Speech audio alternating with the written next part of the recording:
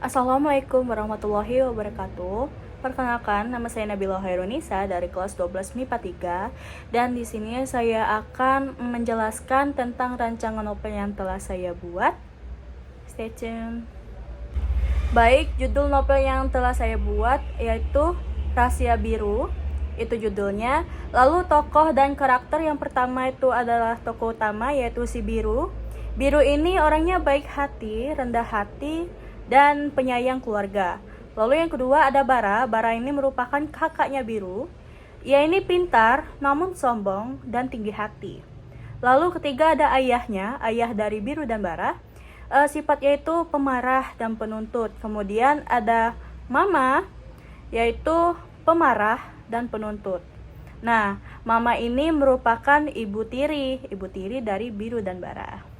Nah, lalu ada alur ini merupakan alur maju, yang digunakan alur maju.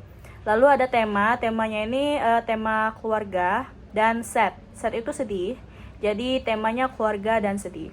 Lalu ada latar waktu ya, latar waktu yang digunakan itu pagi hari, sore hari, dan malam hari. Latar tempat yaitu rumah dan sekolah, lalu ada juga rumah sakit. Untuk latar sosial, sebenarnya latar sosial Biru ini merupakan anak dari keluarga yang lumayan berkecukupan. Kita kembali ke bagian pertama yaitu orientasi. Orientasi ini adalah pengenalan tokoh atau penokohan. Jadi ceritanya itu Biru adalah anak laki-laki dari keluarga yang berkecukupan. Ia merupakan anak kedua dari dua bersaudara. Kakaknya, Bara, yang merupakan siswa yang sangat pintar di sekolahnya. Tak luput dari keluarga, mereka tinggal bersama kedua orang tuanya. Ayahnya memiliki jabatan yang cukup tinggi di kantornya, dan bundanya merupakan ibu tirinya.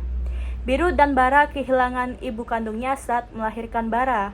Ayahnya yang kebingungan mengurusi kedua putranya mau tak mau harus menikah lagi. Sejak kecil, kedua bocah itu saling mengasihi dan menyayangi. Mereka adalah anak yang cerdas. Kedua orang tua mereka pun bangga. Nah, kita beralih ke bagian komplikasi. Namun, ketika mulai beranjak dewasa, Biru mengalami ketinggalan pada pelajarannya, pada mapel pelajarannya begitu. Yang membuat ayah dan bundanya marah dan menuntut Biru untuk mendapatkan ranking pertama. Tak jarang kedua orang tuanya seringkali membandingkan dirinya dengan sang kakak. Bahkan mereka melakukan kekerasan fisik saat Biru enggan menuruti perintah orang tuanya maupun kakaknya. Beranjak dewasa, Biru mulai memberontak dan memancing amarah ayahnya. Sampai sore itu saat ia pulang sekolah, terjadi percekcokan antara keluarga itu sehingga Biru pun nekat melarikan diri dari rumah dengan sepeda motor bekas kakaknya. Sungguh sedih ya. Ia kabur ke rumah omnya yang merupakan teman dekat sang ibu. Ia dirawat dengan kasih sayang dan sepenuh hati, tidak seperti kedua orang tuanya. Tanpa disadari, ia menyembunyikan suatu fakta yang besar. Biru memiliki penyakit leukemia. Kanker darah putih itu telah mengenyam di tubuhnya saat ia masih duduk di bangku sekolah menengah pertama. Ia menyembunyikan penyakitnya dari keluarganya. Diam-diam, ia ke rumah sakit untuk check up tanpa sepengetahuan ayahnya. Nah, kita beralih ke bagian klimaks. Cepat atau lambat, bangkai tikus akan tercium juga. Omnya, Om Doni, mengetahui hal tersebut lantaran curiga dengan sikap Biru yang akhir-akhir ini terlihat berbeda.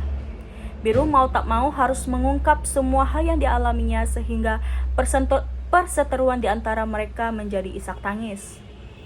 Om Doni baru mengetahui bahwa perlakuan yang telah Biru terima sejak ia kecil hingga dewasa. Biru menjalani pengobatan serius. Bara, ia mulai menyesali perbuatannya dan mencari tahu segala hal tentang Biru, yang dimana ia tadi kabur. Hingga ia mengetahui bahwa Biru mengalami penyakit serius. Nah, si Bara ini mengetahui penyakit tersebut lantaran tahu dari teman-temannya si Biru ya. Nah, teman si Biru ini ternyata dokternya itu yang check up itu loh, yang di check up sama Biru. Jadi dunia itu sangat sempit. Lantas ia memberitahukan kepada ayah dan bundanya. Reaksi bundanya itu acuh, nggak peduli. dan menganggap bahwa Biru itu cuma omong kosong, cuma membuat kebohongan semata. Ayahnya sedikit tergerak hatinya hingga ia mencari tahu tentang anaknya. Kondisi Biru semakin parah. Dokter berkata bahwa kesempatan hidupnya tidak banyak. Om Doni ambruk dan tidak menyangka anak dari wanita yang ia cintai dulu akan mengalami semua hal ini. Sejujurnya, Biru telah memaafkan segala perbuatan kedua orang tuanya dan kakaknya tentunya. Lanjut beralih ke evaluasi. Pagi itu sekitar jam 3 pagi, entah kenapa suasana rumah sakit itu terlihat berbeda vibes-nya. Hawanya itu gak tahu kenapa beda gitu. Perilaku Biru akhir-akhir ini juga terlihat aneh. Ia sangat ingin bertemu keluarganya sekali saja. Ia hanya ingin melihatnya. Dengan badan yang sudah ditempelkan banyak selang, banyak alat medis, ia meminta kepada Doni, omnya, agar mengabulkan permintaannya.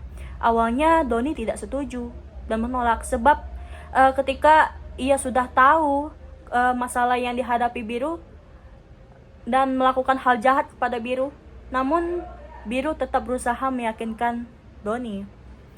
Nah, tiba-tiba saatnya ayah, bunda, dan sang kakak yaitu Bara datang ke rumah sakit. Nah, bundanya itu yang awalnya tidak peduli, tidak percaya, itu tiba-tiba meneteskan air matanya ketika melihat Biru yang terkapar lemas di atas bed rumah sakit itu dengan ditempeli banyak alat medis. Bibirnya pucat pasi, lantas hanya bisa tersenyum melihat mereka datang. Sungguh hal bahagia yang sangat kecil ya. Hal kecil bisa membuat bahagia. Nah, Biru mengucapkan terima kasih dan maaf. Semuanya berubah menjadi tangisan deru. Mereka menyesal. Ayah, bunda, dan Bara meminta maaf sejadi-jadinya dan meminta Biru agar memaafkan mereka. Biru hanya tersenyum. Ia kemudian memejamkan matanya sebentar. Nah, yang melihat Biru memejamkan matanya sebentar pun, mereka panik. Lalu menggoncang-goncang tubuh Biru dan memanggil dokter. Namun, apalah artinya? Waktu sudah terlambat, penyesalan menjadi penyesalan. Biru menghembuskan napas terakhirnya dengan pelukan dari orang yang ia sayangi. Nah, jadi endingnya itu sebenarnya antara happy ending dan sad ending ya. Karena sad ending bagi mereka yaitu ayah, bunda, dan Bara terutama, dan juga para pembaca, karena merasa kenapa Biru meninggal gitu kan. Tapi ini merupakan happy ending juga bagi Biru karena akhirnya dia mendapatkan kasih sayang walaupun ketika menjelang masa ajalnya begitu. Jadi ya udah, mereka semua bahagia kok. Oke, amanat dari rancangan novel yang telah saya buat ini adalah kita sebagai saudara, sebagai walaupun kita mempunyai hubungan saudara. Nah, walaupun bukan hubungan sesama saudara pun kita harus bersikap baik gitu. Kita harus tetap menjaga hubungan kita. Jangan sampai ada penyesalan ketika seseorang terdekat kita itu sudah tidak ada. Dan juga amanat buat para parents dan orang tua di sana. Tolong deh jangan membanding-bandingkan anaknya. Anak itu sudah berusaha mendapatkan mendapatkan